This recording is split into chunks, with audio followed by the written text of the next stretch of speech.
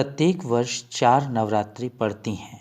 2 नवरात्रि प्रकट नवरात्रि कहलाती हैं और समस्त हिंदू इन नवरात्रि को क्रमशः चैत्र माह की नवरात्रि अर्थात वासंतीय नवरात्रि तथा आश्विन मास की नवरात्रि अर्थात शारदीय नवरात्रि के रूप में मनाते हैं।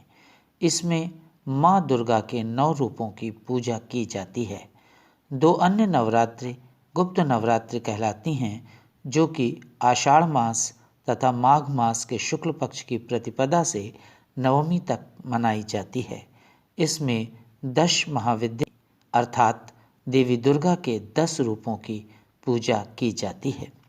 सामान्यतया गुप्त नवरात्रि की पूजा तांत्रिक साधकों द्वारा की जाती है, परंतु साधारण भक्तों द्वारा भी पूजा कर अचूक सिद्धि प्राप्त की जा सकती है।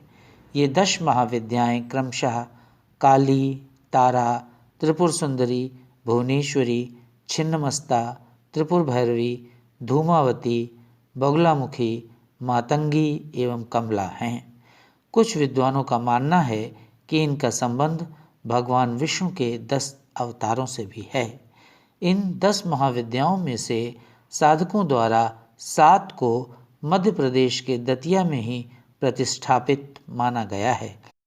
इनमें धूमावती तथा बगुलामुखी श्री पीताम्बरा पीठ में, तारा पंचम कवि की टोरिया पर, काली हनुमानगढ़ी पर, त्रिपुर सुंदरी बख्शी के शंकर जी मंदिर भांडेर रोड पर, त्रिपुर भैरवी गांगोटिया मंदिर सीता सागर तालाब के पास तथा माता छिन्नमस्ता का स्थान बड़ौनी कस्बा में प्रतिष्ठापित है।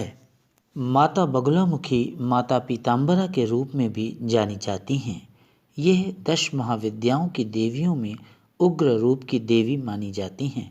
उत्तर प्रदेश की राजधानी लखनऊ में माँ पीताम्बरा के 108 कुंडीय महायज्ञ का आयोजन माघ मास की गुप्त नवरात्रि के समय दिनांक 22 जनवरी से 30 जनवरी 2023 तक किया गया। पीताम्बरा पीठ दतिया से माँ पीताम्बरा अर्थात माँ बगुलामुखी की मूर्ति लखनऊ पधारी।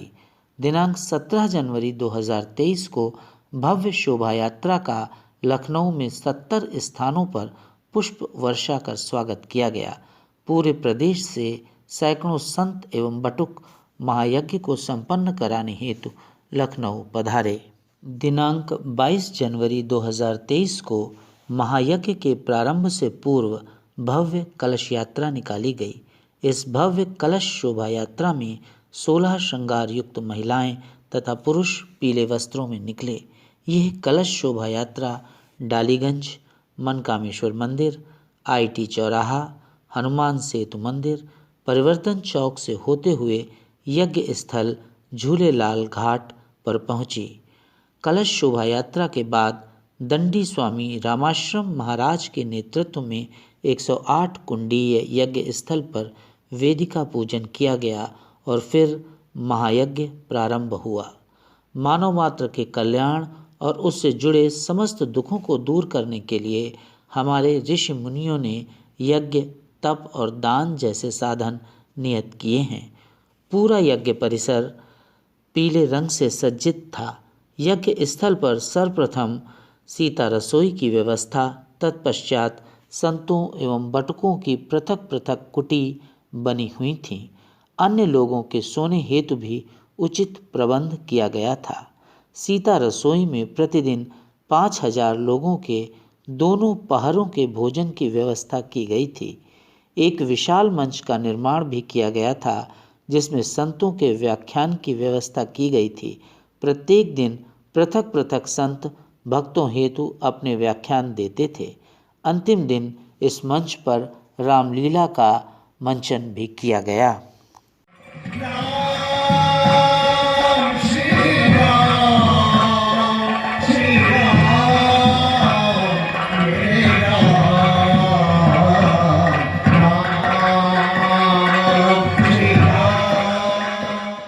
108 कुंडीय महायज्ञ हेतु भव्य मंडप का निर्माण किया गया था।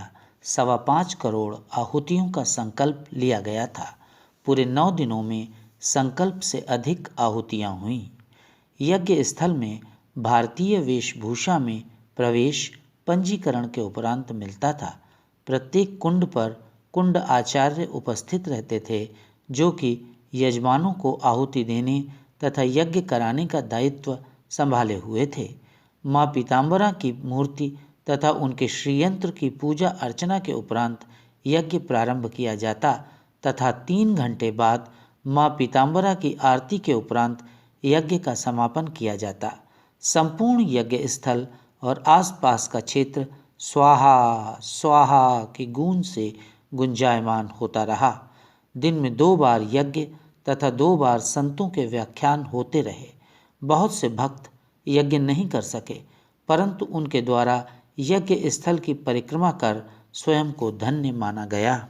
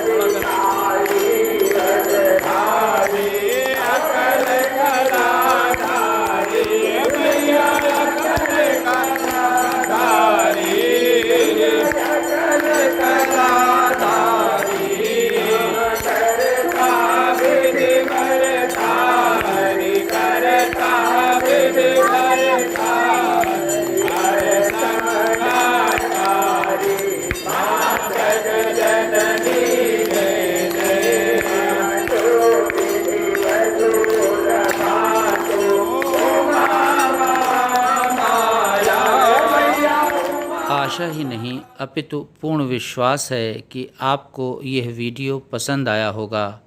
आपसे अनुरोध है कि चैनल को लाइक एवं सब्सक्राइब करें। बहुत बहुत धन्यवाद।